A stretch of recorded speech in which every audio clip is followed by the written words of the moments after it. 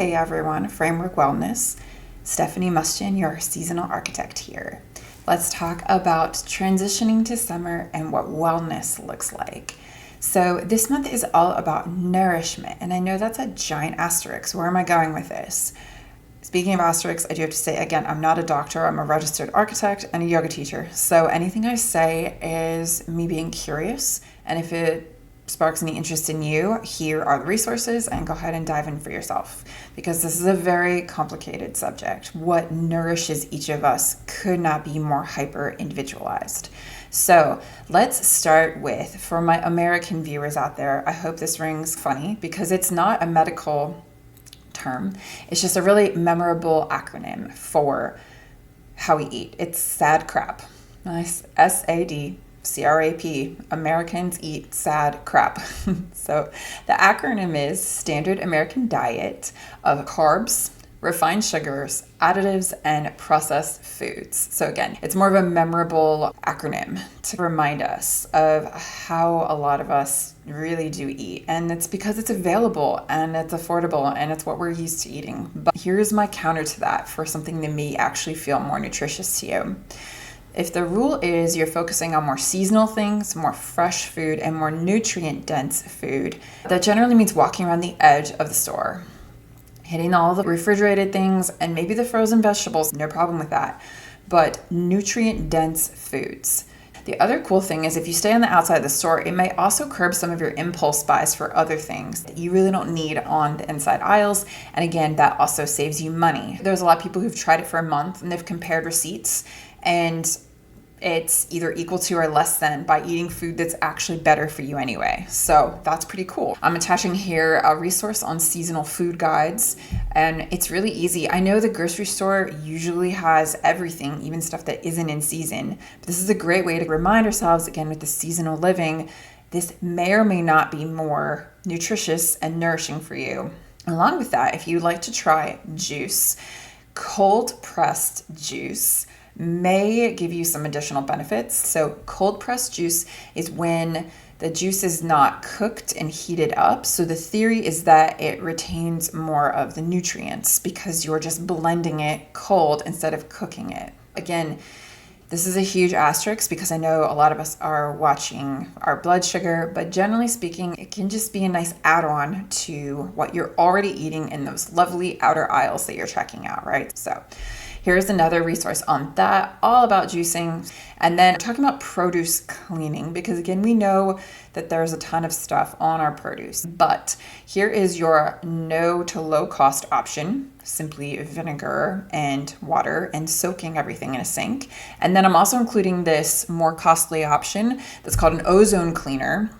And if you have the space and the resources to get this, also a cool option. You just stick your veggies in there for 10 minutes and it makes a really interesting sound and an interesting smell. If you've never smelled ozone, very unique, such a wild experience.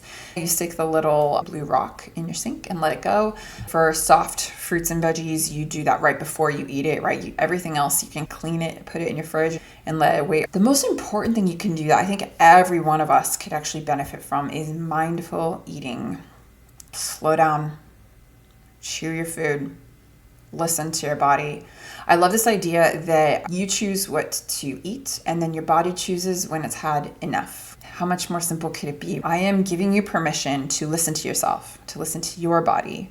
You are an intuitive being, and I want you to start listening to yourself. So again, you make the choices and then let your body tell you when it's done and perhaps even how the food made you feel.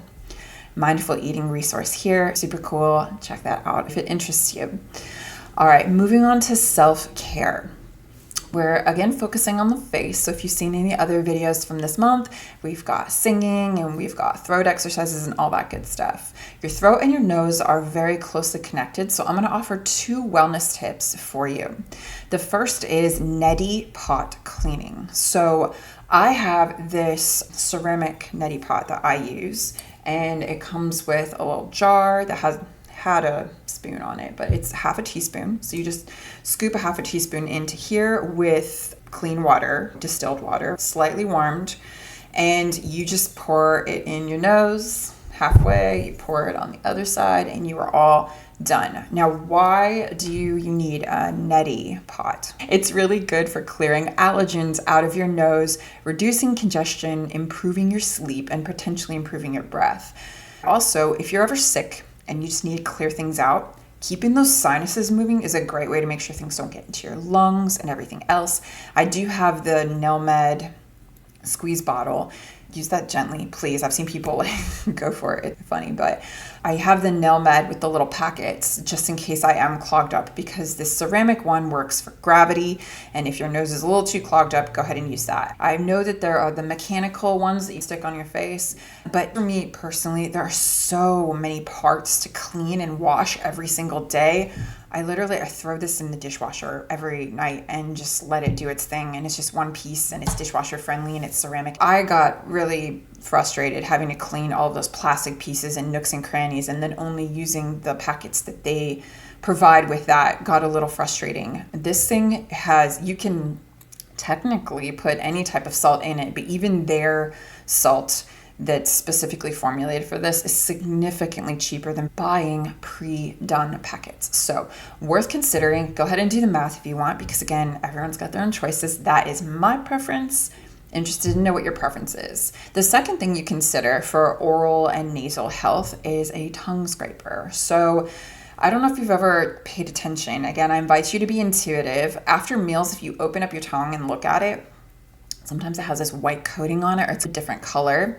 This tongue scraper is for gently going over your tongue. It removes bacteria. It enhances the taste of things. It just generally keeps your mouth cleaner. Reference right here for you on why tongue scraping is really cool. And again, here's a link in the show notes on this tongue scraper that I own. Just a really interesting way to just keep all of this flowing and all of this feeling good.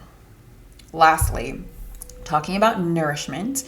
If you are interested in diving more into what does and doesn't nourish you, I went ahead and got a Quest lab test done for food allergies. Now, I did get a lot of results back that were very surprising to me, but instead of viewing that as, oh my gosh, I'm allergic to all this stuff, what I took that as was a very interesting indicator of what doesn't nourish me. I invite you, if you and or your healthcare provider feel it's good idea to get food allergy testing done. And again, this is such a complicated issue, and I understand that, because not only is everyone different, but your allergies change. Your allergies may or may not change and fluctuate. And then there's two different types. There's a true allergy test and a delayed sensitivity test, and they both have their merits. Some people recommend doing both of them. Again, maybe talk to your doctor about this. But here is your reference for that in case you want to check it out. And lastly, once you figure out what you may or may not be allergic to in this beautiful moment, because again, it changes, you might want to consider elimination diets. There are a bunch of different modalities. There's Whole30, there's a low FODMAP, there's AIP, and there's even Ayurvedic ones.